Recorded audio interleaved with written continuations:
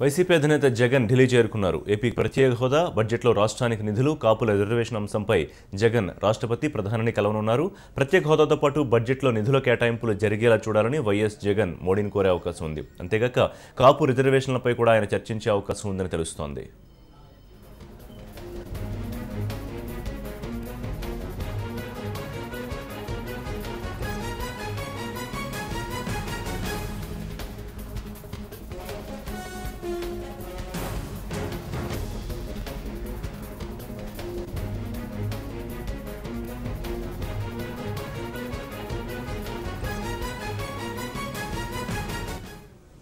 దీనికి సంబంధించిన డీటెయిల్స్ మరి రిపోర్టర్ వినయ్ అందిస్తారు. వినయ్, జగన్ ఢిల్లీ టూర్ షెడ్యూల్ వివరాలు ఏంటి? ప్రధాని, రాష్ట్రపతి అపాయింట్మెంట్స్ ఫిక్స్ అయ్యాయా?